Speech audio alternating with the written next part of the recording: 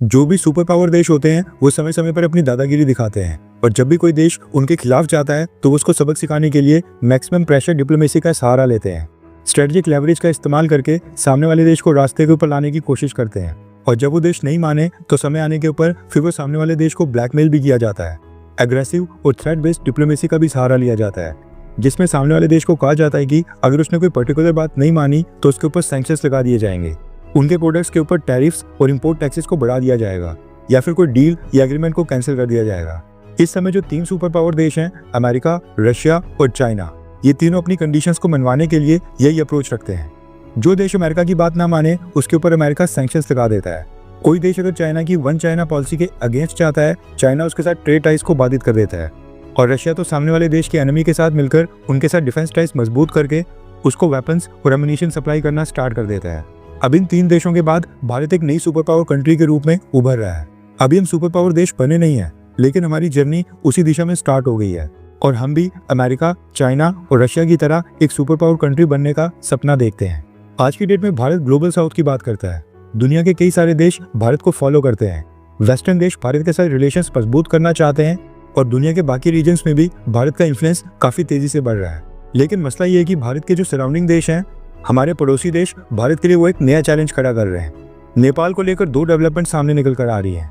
सबसे पहले तो नेपाल के prime minister KP Sharma Oli ने कई दशकों पुरानी भारत और नेपाल की परंपरा को तोड़ दिया है। दरअसल नेपाल में जब भी सरकार बदलती है और नया प्राइम मिनिस्टर बनता है तो सबसे पहले भारत की विजिट के ऊपर आता है, यानी जो उसकी पहली विदेशी यात्रा होती है वो भारत की होती है और आज तक हमेशा यही हुआ है। लेकिन केपी शर्मा ओली ने इस बार अपनी पहली फॉरेन विजिट के तौर के ऊपर भारत को नहीं चुना, बल्कि सीधा चाइना चले गए और चाइना जाकर शी जिनपिंग के साथ बायलैटरल मीटिंग्स की हैं। सेम चीज मालदीव के प्रेसिडेंट मोहम्मद मिजू ने भी की थी और वो भारत आने की बजाय टर्की चले गए थे। एंड उसके बदले भारत ने क्या किया, उल्टा नेपाल के फायदे के लिए फिर से 2 अहम फैसले लिए हैं। पिछले कल भारत ने अनाउंस किया है कि नेपाल गवर्नमेंट के फॉरेन डिप्लोमेट्स और सिविल सर्विस ऑफिसर्स के लिए भारत एक स्पेशल ट्रेनिंग प्रोग्राम की शुरुआत कर रहा है। आज यानी 20 नवंबर को ये ट्रेनिंग प्रोग्राम स्टार्ट होगा और 30 नवंबर तक चलेगा।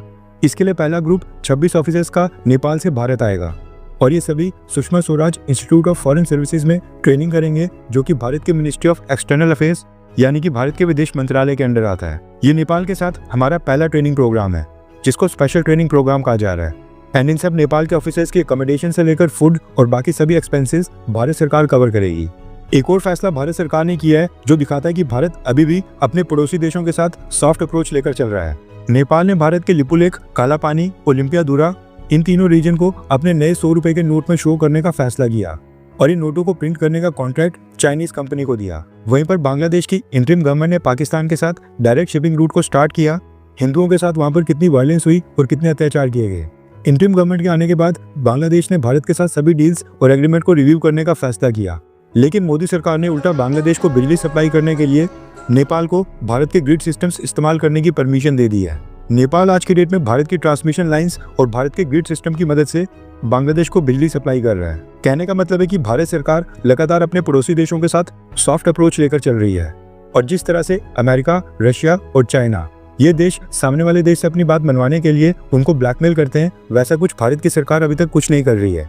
लेकिन सामने से ये भारत के पड़ोसी देश लगातार भारत के ऊपर ही चढ़ते जा रहे हैं। हम इनके लिए कितना भी करें, लेकिन ये फिर भी इंडिया चाइना राइवलरी को कैश करने के लिए चाइना की गोद में जाकर ही बैठेंगे। आपको क्या लगता है कि भारत को अपनी डिप्लोमेटिक और फॉरेन पॉलिसी की अप्रोच कैसी रखनी चाहिए, एग्रेसिव अप्रोच या फिर सॉफ्ट अप्रोच? नीचे कमेंट करके अपनी राय जरूर बताएं।